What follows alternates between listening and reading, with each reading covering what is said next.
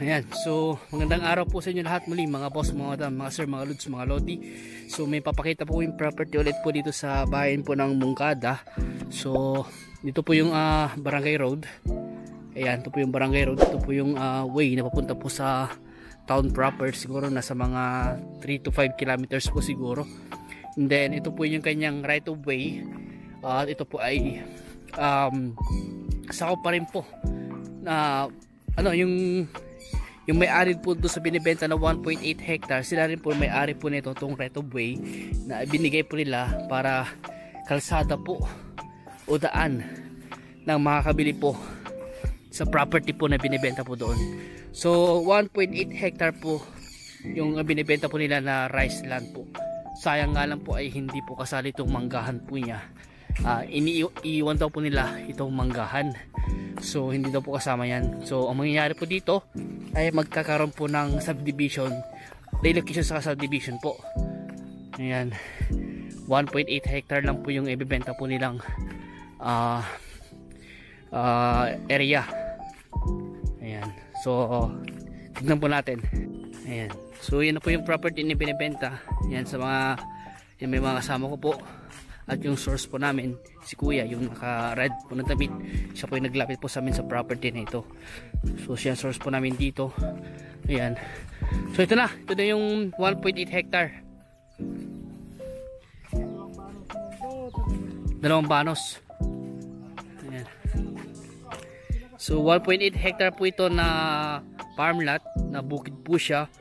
At nasa mga ilang metro po ang layo po niya, siguro sa mga 100 meters po ang layo po niya sa barangay road. At ito na yung kalsada niya, boss. Ito yung right of way niya. Ito po yung right of way po niya, diretso po doon sa kalsada sa barangay road. Ito po yung right of way po niya na itong right of way niya binigay. So binigay po nila yung right of way. So sa dala pa rin kasi itong property nito, kaya para may benta po nila yung property po nila dito sa likod ay kailangan po nila magbigay ng right of way. So nasa mga 100 meters po yung estimate po naming haba po ng right of way. Siguro sa mga 3 meters po yung lapad, o baka 3 to 4 meters po yung lapad. At ito na po yung property simula po dito. Ayan, dyan po sa part na yan, paano na po siya doon. At ang shape po ng property ay rectangle. Mahaba nga lang po yung ganyan length. At kailangan natin itong ipa-relocate. Yan.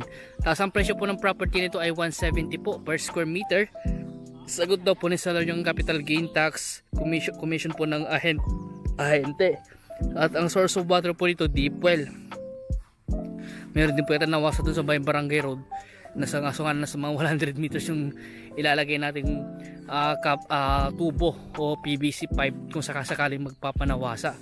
At ito nga daw po ay umaani daw po ito na nasa mga 250 to 300 kaban daw po every cropping. Sa akin po kasi ay hindi na po nila tinamnan dahil yun nga po binibenta na po nila. At dito nga po sa tabi po ng property ay may mga tanim po silang mga papaya, pero hindi na po sakop ng property po yan. Yan po mga papaya po yan, no? Tapos sa kubo na yun siguro nandun po yung deep well po nila. At meron po isang puno ng tawag dyan na puno. hindi ko alam kung ang tawag dyan. So mahaba po itong property na ito. Mahaba yung kanyang length. Ayan. So titled property po ito. Extrajudicial lang daw po ito, pero yun nga po, tatlo po silang magkakapatid. Ayan. Dahil yun nga po, sabi po sa amin, yung manggahan yata is iiwan para sa isang kapatid po nila. Ayan. So malapit din po ito sa T-Plex sa Anao.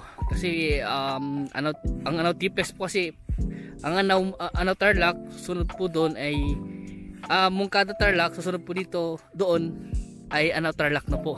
Ayan, pasensya na, nabubulol tuloy ako. Ayan, init kasi kanina doon sa last na dinag po namin. Ayan. So sa Maynila siguro sa mga 2.5 hour po siguro ang driving, pero depende na rin nga po yun sa flow po ng traffic. Ayan.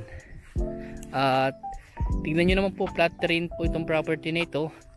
At maganda po siyang pang farming talaga, kagaya nga po sa kabila, ang dami po nilang tanim na papaya. So pwede nyo rin pong gawing papaya farm po ito. Pwede rin pong calamansi farm, mango farm, kung ano yung gusto nyo gawing farm po dito, mga farmhouse, farm resort, yung mga ganyan, pwede po dito. Dahil yun nga po ang sabi naman po namin, hindi natin problema yung daan dahil okay naman po, dahil nagbigay po yung may-ari para mabenta po nila itong property po nila. Ayan po. So yes, sa ayos na lang po yung right of way. Kailangan nating patabunan para ano po medyo maputik kasi yung right of way. Pag umulan maputik, kaya madulas, kaya kailangan natin lagyan ng graba, mga ganun po. Siguro mga 3-4 na load po siguro ng graba. Siguro na-relocate na rin po kasi may mga nakita naman po kayong mga mohon. Hindi lang po masabi sa amin yung source po namin kung na-relocate na po ito, pero ipaparelocate pa rin po natin. Ayan, kausapin natin yung may-ari na iparelocate po natin. Yan, malapit po sa mga school, malapit sa school. At ano pa, yun pong mga sinabi po sa akin ng aming source sa property na ito. So limited din po sinabi po niya. At wala rin po ang pinakitang dokumento po sa amin, pero sabi nga po niya sa amin, titled property naman po lahat ng mga pinapakita niya po sa amin. Hindi po siya nagbibigay ng wala daw pong titulo. So puro lahat po ng binibigay niya po sa amin ay lahat po yun ay titled property daw po. So kung may katanungan pa po kayo sa property na ito, tawag lang po kayo sa akin, mag-text or i-message nyo po ako sa Viber, sa WhatsApp, sa Messenger po, para may tanong nyo po kung may mga katanungan pa po kayo, para masagot ko po. And then kung gusto nyo mag-viewing, mag-schedule lang po kayo para masamahan po namin kayo. In case po na viewing po kayo, kung galing po kayo ng Maynila, galing po kayo ng Pampanga, Bulacan, Baguio, Pangasinan, ayan, ang meet up place po natin kung sakasakali po ay sa tapat po ng munisipyo po ng Moncada, Tarlac. Doon po namin kayo susunduin para maipunta namin po kayo dito sa property na ito kung gusto nyo ma-view.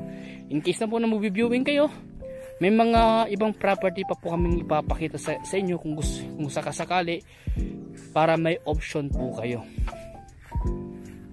Ayan po. So sa mga bago po na sa YouTube channel, huwag sana kalimutan mag-subscribe at pakihit na yung notification bell para ma-update po kayo sa mga vlog po ng mga property na kagaya po nito. So maraming salamat po and God bless po.